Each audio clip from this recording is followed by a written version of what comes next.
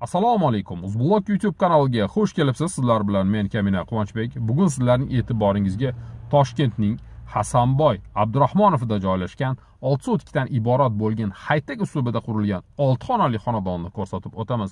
Xonadonda basseyn, sauna, yozgi oshxona, juda ham kattakon bo'lgan garaj qismi va undan tashqari high-tech uslubida qurilgan xonadon joylashgan. 20 metrga 30 metr, ko'cha tarafi esa 30 metrni tashkil qiladigan juda ham go'zal bo'lgan xonadonni xonadon egalari o'zlari yashashligi uchun qurishgan. Yaqin kunlarda chet elga ko'chib ketayotganligi uchun xonadonni juda ham katta skidka bilan sotishmoqda. Xonadonni keling, ko'ring va uy egalaridan to'g'ridan-to'g'ri sotib oling. Biz hozir mahalla qismidan hovliga ham kirib keldik. Hozir mahalla tarafini ham ko'rsataylik. Mana hovlidan mahalla tarafiga ham o'tib oldik.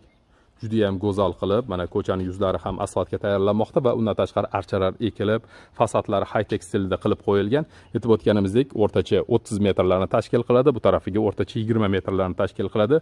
Uglovoy joylashgan, juda ham udachniy joylashgan. Hasanboy Abdurahmonov deb nomlanadi. Demak, xonadonga mana bu tarafdan garaj orqali ham xonadonga tashrif buyurishimiz mumkin va mana bu joydan ham xonadonga tashrif buyurishimiz mumkin. Bu garaj qismi bo'ladi. Mana bu archalarning oxiridan xonadon tugallangan. U tarafga o'tib yana hovli uzunroq davom etgan. Bu yerdan bemalol 2-3 ta avtomobilni kirg'azib qo'yishimiz mumkin. Gazollar ekilgan, ko'rib turganingizdek suvlar sepiladi.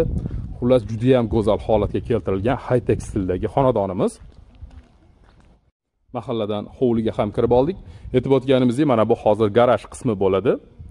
Mana shu hovli davom etadi. Bu yoqda 2 qavatli inshootlari bor. Undan tashqari 3-mansarda qismlari ham mavjud va mana bu hovlining bu tarafida esa basseyn joylashgan. Bu tarafiga o'tadigan bo'lsak, bu yerda yozgi kuxnyalari, tapchalar qilib qo'yilgan. Mana ko'rib turganingizdek, undan tashqari naveslari ham bor, ya'ni soyagina bo'lib turadi. Suvlarga to'xtaladigan bo'lsak, bu yerda shahar suvi kelgan. Undan tashqari 1 tonnali suv saqlaydigan bochkalar ham o'rnatib qo'yilgan. Gaz, svet, suv juda ham yaxshi naporda kelib turar ekan. Kanalizatsiyaga to'xtaladigan bo'lsak, mana bu joyda bizda oshxona uchun alohida kanalizatsiya qilib qo'yilgan. Undan tashqari hojatxona uchun ham alohida bu yerda kanalizatsiya mo'ljallab qo'yishgan ekan. Demak, hovlida hozir joylashgan chap qo'limizdagi garaj qismini ko'rsataylik. Garajning ham mana shu oynalari bor. Mana bu eshik orqali garajga o'tishimiz mumkin.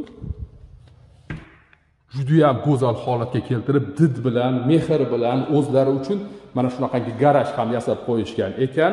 Bu issiqqina bo'lib turadi, qishda ham issiqqina bo'lib turadi. Mana bu radiatorlar orqali garaj qismi isitilar ekan.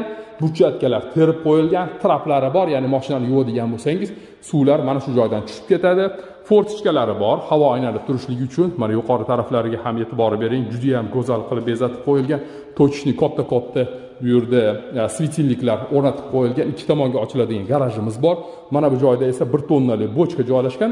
Suv mana shu joyda doimiy kelib turadi. Motor orqali xonadonga bemalol mana shu suvni uzatishimiz mumkin. Garajga qoyilmisiz? Hali men shuncha uyda ko'rsatib, bunaqangi katta alohida garaj uchun mo'ljallangan qismini ko'rmagan edim. Mana shunaqangi katta gaz turbalari kelgan, xonadonda doimiy gaz mavjud. Mana shu garaj qismida hovlida foydalanishimiz mumkin bo'lgan sanuzul xonalarga ham o'tishimiz mumkin.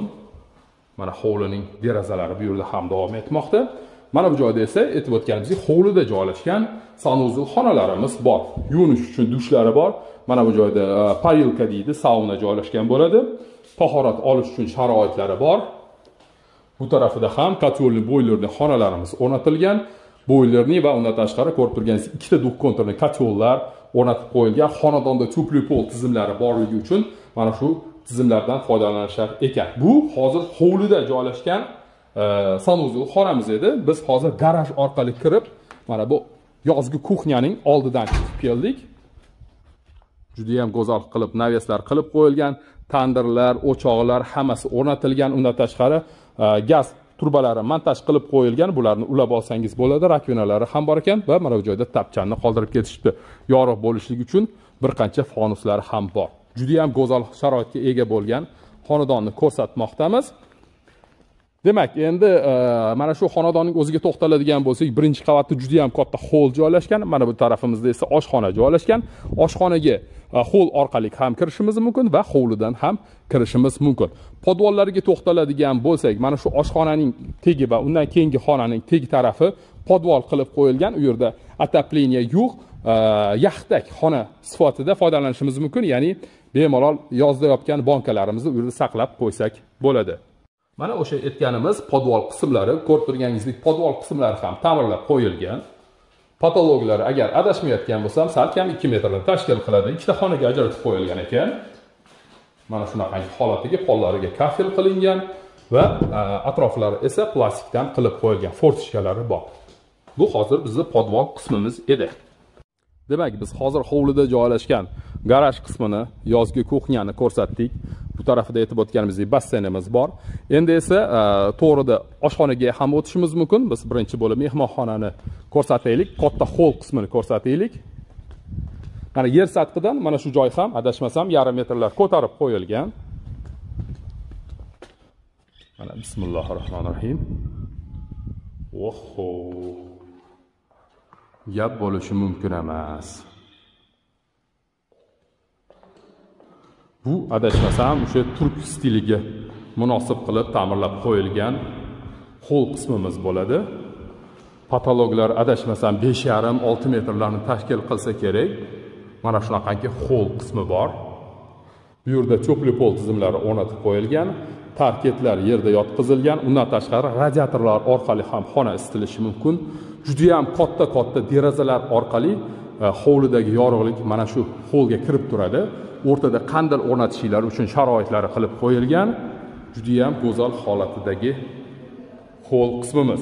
Mana shu hol orqali ikkita mehmonxonaga ham o'tishimiz mumkin.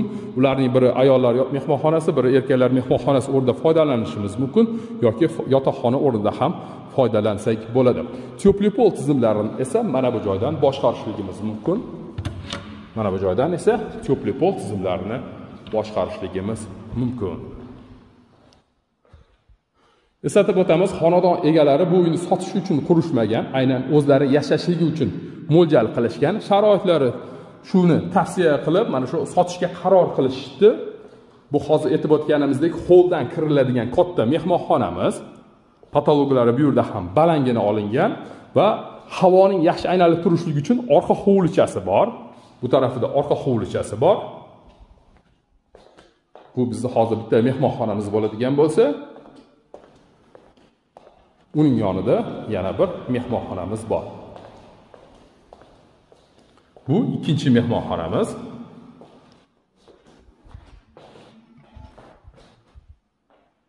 Mana shunaqangi ikkinchi mehmonxonamiz. Bu yerda ham orqa hovlichasi bor, havo yaxshi aynalib turishligini ta'minlaydi. Endi esa hol orqali mana bu eshikka o'tadigan bo'lsak, bu yerda yana bir koridor bor va mana shu koridor orqali ikkinchi qavatga ko'tarilishimiz mumkin. Oshxonaga kirishligimiz mumkin. Mana bu to'g'rimizda bizda umumiy sanuzul xona bor. Bu joyga kirishimiz mumkin va bu yerda joylashgan yana bir yotoqxonaga ham o'tishimiz mumkin. Yana bir koridorimiz bo'ladi. Demak, chap qo'limizda bizda mana shu xonadonda joylashgan kattakon oshxonamiz. Barcha sharoitlariga ega, ko'rib turganingizdek, mebellari ham o'rnatib qo'yilgan va texnikalari ham o'rnatib qo'yilgan. Juda ham sifatli texnika mebellar bu yerda mavjud. Atroflari ham high-tech stilda ta'mirlab qo'yilgan. Cho'pli pol tizimlari bor. Polda esa kafel to'shab qo'yilgan va bu yerdan yana hovlini kuzatishimiz mumkin va hovliga mana shu joydan chiqib ketishimiz mumkin. Bu bizning oshxonamiz edi. Ikki tomonga eshiklar ochilar ekan, MDF turdagi eshiklar. Demak, sanuzul xonamiz. Ixchamgina barcha sharoitlarga ega bo'lgan sanuzul xonamiz va mana bu joyda bitta yotoqxonamiz mavjud ekan. Yotoqxonaning orqa hovliga chiqadigan deraza eshiklari mavjud. Demak, birinchi qavatni sizlarga ko'rsatib bo'ldik. Endi esa ikkinchi qavatga yo'l olamiz. Mana shunaqangi zinalar orqali ikkinchi qavatga yo'l olamiz. Gap bo'lishi mumkin emas. Juda ham go'zal holatga kelib ta'mirlangan xonadonni bugun sizlar bilan kuzatmoqdamiz. Ikkinchi qavatga ko'tarilganimizda mana bu joyda ko'rpachalarni taxlab qo'ysak bo'ladigan qismi bor ekan. Demak, endi xonalarga mana shu koridor orqali o'tamiz.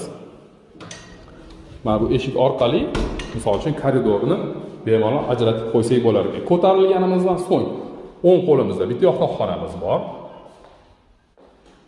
Mana shunaqangi yotoqxonamiz. Bu yerda ham cho'pli pol tizimlari o'rnatilgan. Hovliga qaragan derazalar o'rnatib qo'yilgan. Juda ham sifatli bo'lgan Akfa kompaniyasining derazalari mavjud ekan va undan tashqari mosketli setkalar ham o'rnatib qo'yilgan. Xavfsizlik uchun temir panjaralari ham bor. Bu hovlining ko'rinishi. Qoyilmaqom. Bu tarafiga o'tadigan bo'lsak,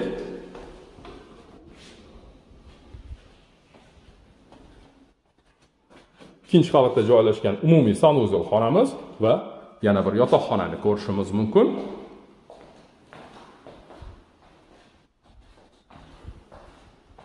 Mana shunaqangi yana bir yotoqxonamiz. Aytib o'tganimizdek umumiy sanuzel xonamiz. Bu yerda dush qilingan, unitaz, rakvinani ko'rishimiz mumkin. Bu yerda ham cho'pli pol tizimlari bor va ikkinchi qavatdan mansarda qismiga ham mana shu joydan ko'tarilishimiz mumkin. Bunisiga nima deysiz? Wow! Mana shunaqangi mansarda qismlari ham xonadonda mavjud. Havosi toza, shamol kelib turibdi. To'g'riga qarang, e'tibor bering. Hech qanaqa domlar, baland inshootlar vidni to'smayapti. Bu tarafimiz Toshkent shahri Hasanboy tarafi hisoblanadi. Bu tarafimiz esa dala. Mana shunaqangi dachalik xonadonga nima deysiz? High-tech stilda qurilgan 6 xonali xonadonimiz 6 sotikdan iborat. Demak, mansarda mana shu holatida, undan tashqari mansardada bitta ofisli xonamiz bor. Buni yotoqxona o'rnida ham foydalansak bo'ladi, ofisli xona o'rnida ham foydalansak bo'ladi. Demak, mansarda qismimizning tom qismi yuradigan qilib qo'yilgan ekan, ya'ni bu tarafidan u tarafiga yurar ekan. Xohlasangiz mana bu joyni ochiq holatda qoldiraman desangiz, quyoshli tushib turadigan holatda qoldiraman deydigan bo'lsangiz, yurg'izsangiz bo'ladi. Yoki kechki paytlar yulduz tomosha qilaman, mana bitta joy solib yotsangiz, mana buni bundoq surib qo'ysangiz bo'lar ekan. Roliklari o'rnatilgan, faqat motorchi qo'ysa bo'ldi ekan. Bugun sizlarning e'tiboringizga shu Hasanboy Abdurahmonovda joylashgan 6 sotikli high-tech xonadonni ko'rsatgan bo'ldik. 6 xonadan iborat. Narxlarini bilmoqchi bo'lsangiz, ekranda uy egalarining telefon nomerlarini yozib qoldirganmiz. Marhamat, qo'ng'iroq qilib, ularga bog'lanib, mana shu xonadonni sotib olishinglar mumkin. Xonadon egalari qo'ldan kelgancha juda ham katta skidka berishlikka harakat qilib ko'rar ekan, chunki srochni sotishmoqda ekan. Sizlar bilan Uzbok YouTube kanali va Kamina Quvonchbek bo'ldi. Keyingi video